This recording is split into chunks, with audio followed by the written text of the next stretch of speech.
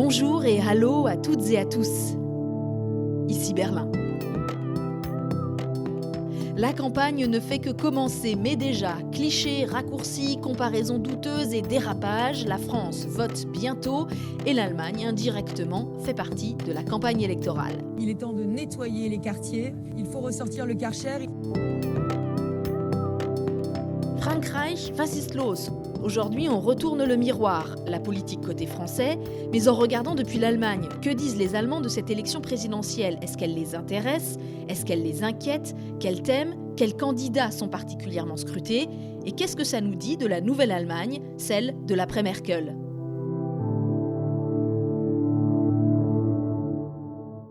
Bienvenue, et je commence par une anecdote. Récemment, c'était la journée de l'amitié franco-allemande, célébrée tous les 22 janvier.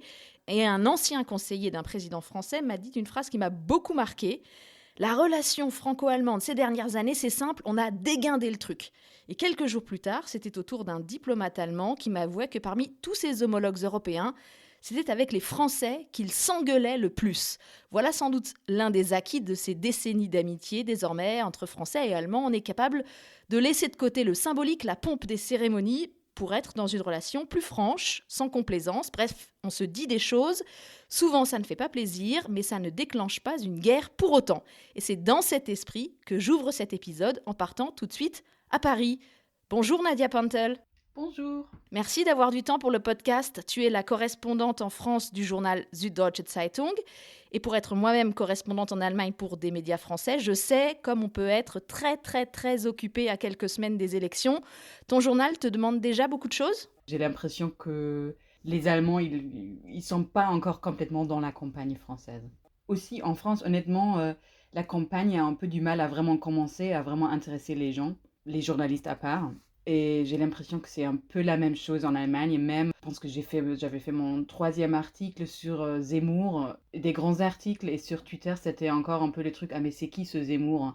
Qu'est-ce qui intéresse particulièrement ton journal ? Il s'intéresse toujours évidemment à Macron. Tu te rappelles, quand Macron était élu, pour les Allemands, c'était quand même un héros, quoi. Ils l'ont célébré comme un héros. C'était après Trump et le Brexit, c'était la grande bonne nouvelle, en fait, dans les médias allemands. Et je pense que la relation des Allemands avec Macron est un peu compliquée parce que ils ne comprenaient pas pourquoi les Français commençaient assez vite d'être très sévères avec Macron, et eux, ils étaient encore dans une posture de se dire « Non mais il est jeune, il est dynamique, qu'est-ce que vous voulez? Il a des idées, en plus il aime l'Europe. » Et puis avec les Gilets jaunes, c'était un peu le réveil de se dire « Il y a une grande colère qu'on n'a pas vu venir. » Je pense que c'est aussi avec quand Macron commençait de faire cette petite phrase, pas seulement sur les Français, mais aussi sur les partenaires étrangers. Quand il a parlé la fameuse phrase sur la mort cérébrale de l'OTAN, je pense que c'est à ce moment-là qu'en Allemagne, des gens ont pu comprendre ce que les Français veulent dire quand ils disent que Macron il est arrogant. Que là, ils ont pu comprendre que c'est aussi un président bien compliqué, quoi. C'est intéressant que tu dises que la campagne n'a pas vraiment commencé, parce que quand on regarde les médias français, on a plutôt l'impression que ça a démarré il y a des mois déjà, finalement presque en même temps que la campagne allemande, fin août, début septembre, et puis tambour battant, dans une ambiance quasi d'hystérie médiatique. Je suis d'accord avec toi, c'était aussi en septembre, j'avais l'impression, ok, on est déjà en pleine campagne, mais honnêtement, depuis que Macron il est président, il est en pleine campagne, il y a tellement, chaque événement politique est tellement plein de grandes images, grands gestes, mais je ne vois pas trop le reflet de ça, ni dans mon quotidien, ni dans mes déplacements, quand je parle des gens qui sont ni politiciens, ni journalistes.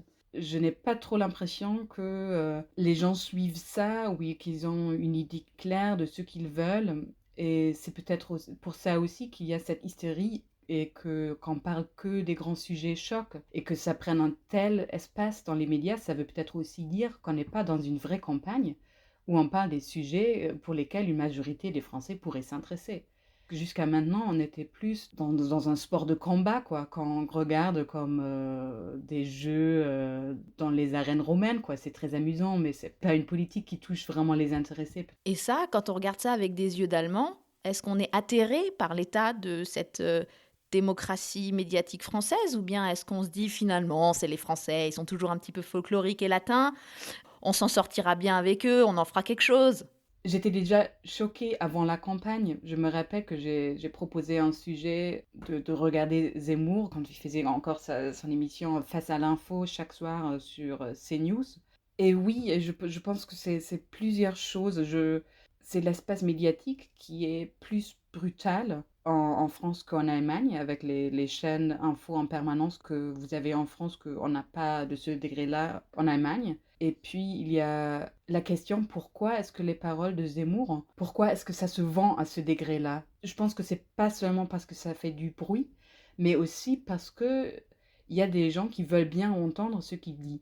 Je me suis demandé, mais il y a peut-être aussi des différences profondes entre la France et l'Allemagne.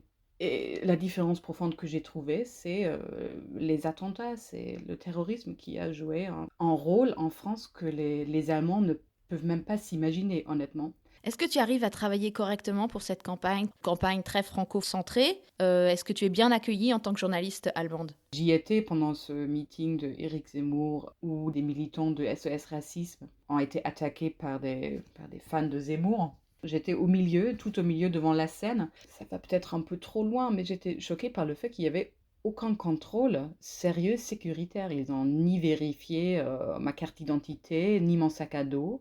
Il y avait beaucoup de monde, les gens ils faisaient un peu n'importe quoi et tu ressentais que la majorité des gens c'était des jeunes hommes avec beaucoup d'adrénaline et que ça bougeait sans cesse dans tous les sens.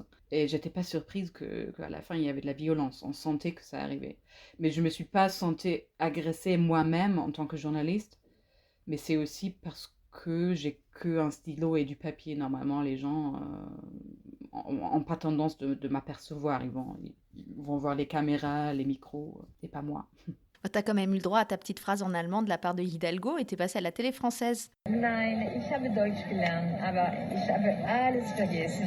Oui, c'était quand même assez drôle. Une copine française qui m'a envoyé ça en disant mais tu es à la télé, j'avais même pas vu. À ton avis, est-ce que l'Allemagne va devenir un sujet dans cette campagne? On se souvient de 2012 avec le candidat Nicolas Sarkozy qui ne cessait de parler du modèle allemand et puis d'autres candidats, à l'inverse, le présentaient comme un repoussoir. J'étais dans un meeting de Mélenchon. Je pense qu'il aime encore beaucoup jouer sur l'Allemagne en tant que mauvais exemple.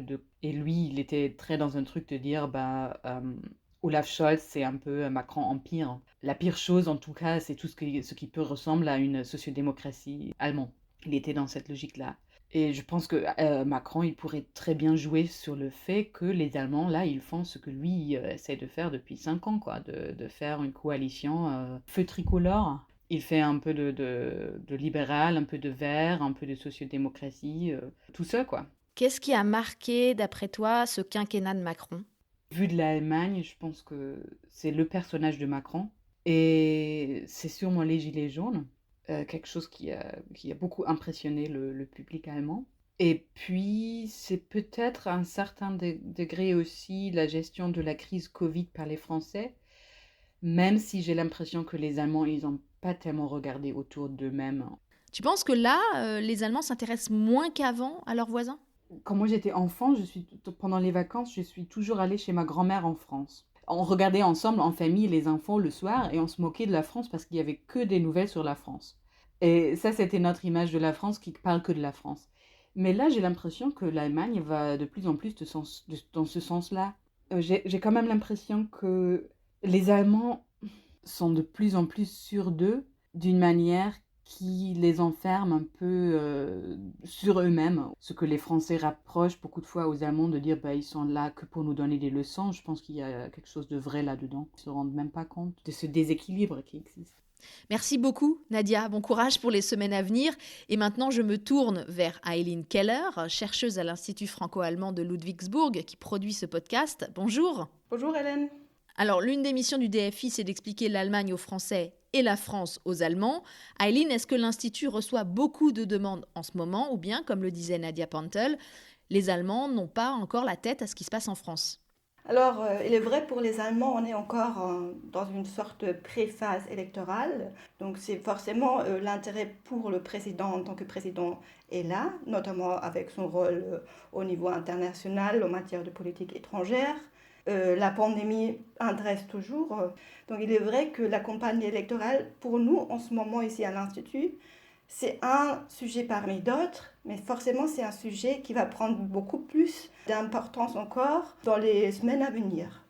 Lorsque je me souviens de 2017, l'attention du côté allemand pour ce qui se passait en France était énorme. Est-ce qu'on va voir émerger un phénomène pareil? Les enjeux de l'élection en cours, c'est peut-être un peu plus difficilement lisible pour un public allemand qu'il ne l'était en 2017. Est-ce qu'on est dans la continuité avec les évolutions qu'on a vues en 2017? Est-ce que c'est une élection juste vers un deuxième mandat Macron? Après, la question, le candidat Macron de 2022, est-ce qu'il est le même que ce que c'était le candidat de 2017? Quel candidat intéresse le plus les Allemands? Tu connais la base de données Factiva? Donc, en fait, j'ai regardé un peu juste au niveau du nombre d'articles lorsqu'on tape le nom des candidats. Forcément, ce qui est le plus présent dans la presse allemande, c'est Macron, à travers notamment son rôle de président. Donc, c'est clair. Après, Zemmour et Le Pen, ils sont à peu près au même niveau. Pour Zemmour, c'est forcément l'effet nouveau. Il faut comprendre qui c'est. Après, si on compare l'importance politique que peut jouer Valérie Pécresse lors de l'élection, l'attention médiatique ici en Allemagne, en ce moment, est un peu moindre. Si on veut, elle est un peu l'inconnue du grand public. Malgré l'histoire du Karcher, et les candidats de gauche? On trouve des articles sur les fractures qui existent, différents candidats qui se font concurrence, mais l'impression qui prédomine, c'est qu'ils ne vont pas jouer un rôle essentiel. Aileen, on fait une pause ici, si tu veux bien, car c'est le moment du reportage de David Philippot. Si les Allemands ont l'air d'un peu moins s'intéresser à la politique française, en revanche, un intérêt qui ne faiblit pas, c'est celui qu'ils ont pour la littérature contemporaine française, qui a d'ailleurs peut-être contribué à ce que leur regard sur la France change ces dernières années, sous l'impulsion notamment d'auteurs qui ont mis en avant les fractures d'une France en crise. Michel Houellebecq et Didier Eribon connaissent ici en Allemagne un succès phénoménal avec des textes quasiment cultes. Écoutez.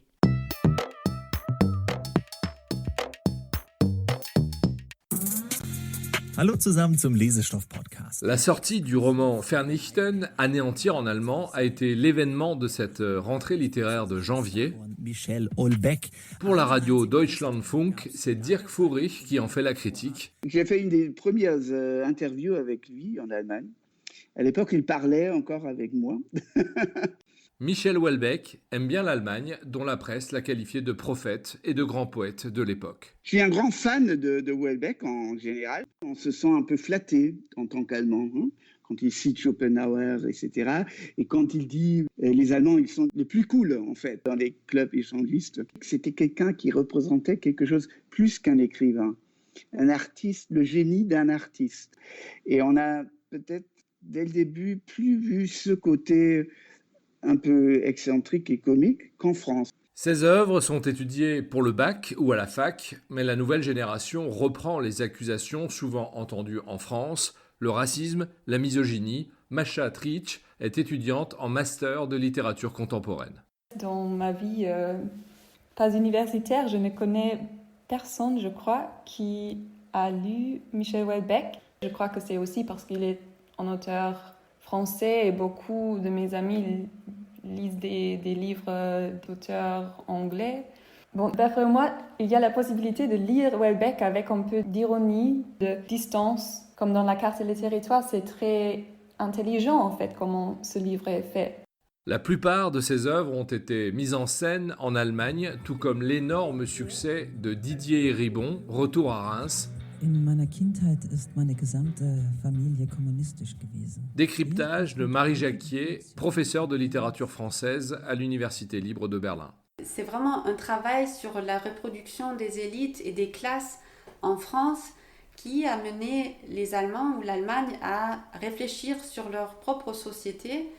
Parce qu'après la chute du mur, on parlait peut-être des Allemands de l'Ouest et de l'Est, mais on ne parlait pas de classe. Les différences, les inégalités des classes existent toujours. Cet ouvrage s'est plus vendu sur une année en Allemagne qu'en une décennie en France, et 7 des 8 romans de Michel Houellebecq, dont le dernier, ont occupé la première place des best-sellers.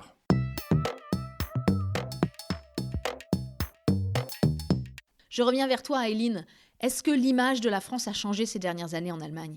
Je pense que dès le début, le personnage Macron a fasciné les Allemands, mais même s'il n'était pas toujours un partenaire très facile à gérer, ils ont eu du respect pour ce que ce président a voulu changer au sein de l'intérieur du pays, mais aussi à la scène internationale et européenne.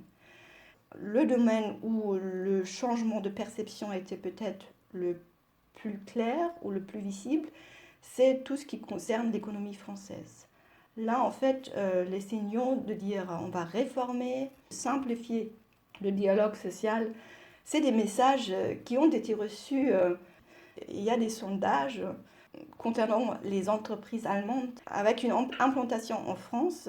Et là, on a véritablement vu un saut de confiance dans les perspectives de développement de l'économie française. Après, avec la crise des Gilets jaunes, les grèves, les Allemands ont revu un peu les éléments de culture politique qu'ils associent à la France, notamment aussi avec le grand débat, mais aussi la Convention citoyenne, donc des formes de participation citoyenne, civile au niveau national. C'est des éléments qui ont suscité l'intérêt aussi en Allemagne. Alors évidemment, l'Allemagne ne prendra pas position dans cette campagne, mais on sait que les Allemands détestent l'incertitude, parce qu'elle les contraint à improviser, ce qu'ils détestent encore plus peut-être. Donc ici à Berlin, on prépare des scénarios de coopération franco-allemande en fonction de l'issue des élections.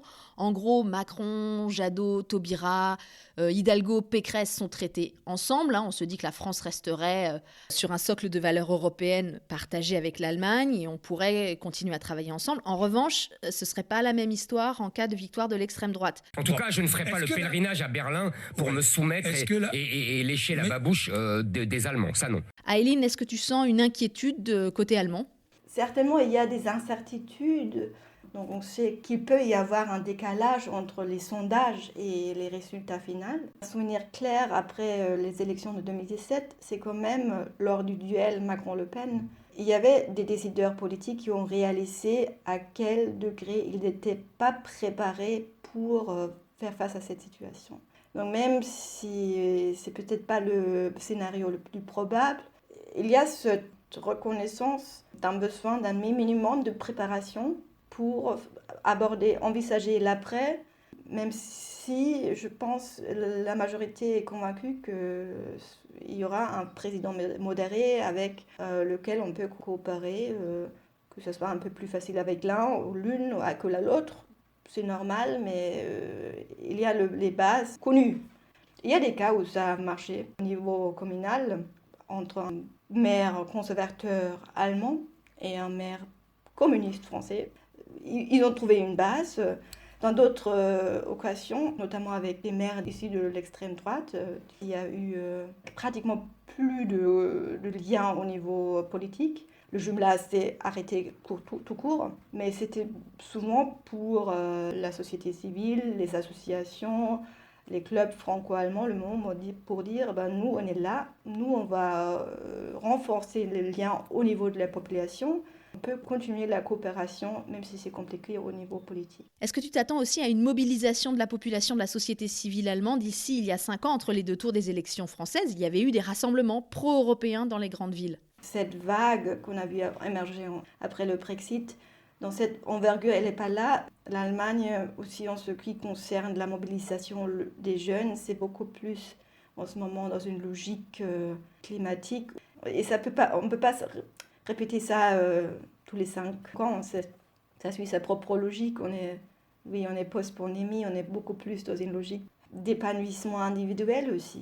Oui, le contexte est différent, le gouvernement aussi est différent. Il vient de se mettre en place ici à Berlin et il n'a pas l'assise politique que pouvait avoir Angela Merkel à l'époque pour soutenir ou encourager ce genre de rassemblement politique.